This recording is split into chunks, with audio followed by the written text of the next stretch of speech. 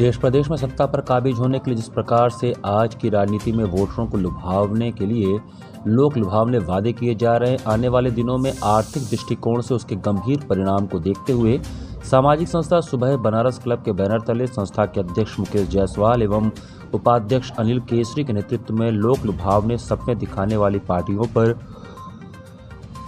अंकुश लगाने की मांग को लेकर मैदानी चौराहे पर प्रदर्शन किया गया। इस अवसर पर बोलते हुए संस्था के अध्यक्ष मुकेश जायसवाल ने कहा कि केवल शिक्षा, न्याय और इलाज के अलावा जनता को कुछ भी मुफ्त मत दो। मुफ्तखोरी लोगों को कामचोर और देश को कमजोर बनाती है। सत्ता हथियाने के लिए राजनीतिक दल जिस तरह से लोक लुभावन योजनाओं की घोषणा करती हैं, उसके कारण न सिर्फ आम आदमी को दुष्परिणाम झेलने पड़ते हैं बल्कि देश की अर्थव्यवस्था भी चौपट हो जाती है। आज श्रीलंका में जो कुछ हो रहा है उसके लिए काफ़ी हद तक ऐसे ही लोक लुभावन योजनाएं जिम्मेदार हैं, जिसकी वजह से उसे भारी आर्थिक नुकसान हुआ है। भारत के कुछ राज्य भी श्रीलंका के राह पर चल रहे हैं। वक्त रहते उन्हें न रोका गया तो फिर भारत के वह राज्य भी श्रीलंका की तरह आर्थिक तंगी के शिकार हो जाएंगे। विधानसभा चुनाव में लोक लुभावने वादों की झड़ी लगी है, यह पता किए बिना कि राज्य की स्थिति क्या है। सत्ता पर काबिज होने के लिए बिना राज्य की स्थिति जाने लोक लुभावने वायदों का पिटारा खोल दिया जाता है, जबकि वह राज्य पहले से ही आर्थिक रूप से गंभीर स्थिति में होते हैं।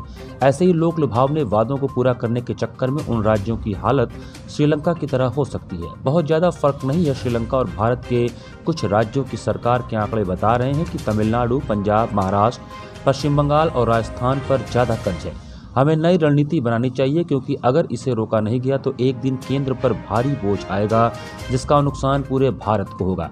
कुछ राज्यों में सब कुछ मुफ्त की रेवड़ियों के तहत मुफ्त बांटने की होड़ मची है और ऐसे में उन्हें रोका नहीं गया तो ऐसे हालात हो सकते हैं जैसे श्रीलंका के हो चुके हैं।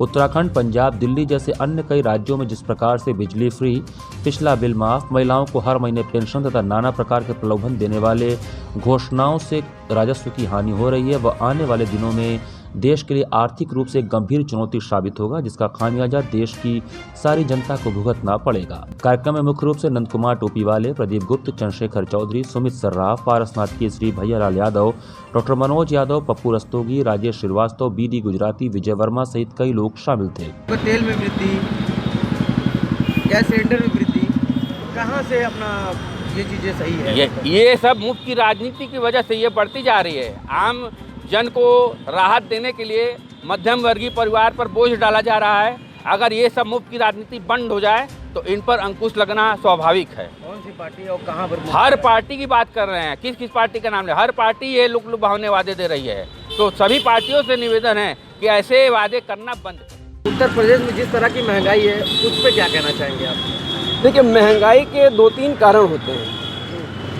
हमारा विदेशों के ऊपर भी आश्रित बहुत सी चीज़ें हैं, क्योंकि ग्लोबलाइजेशन हो गया है।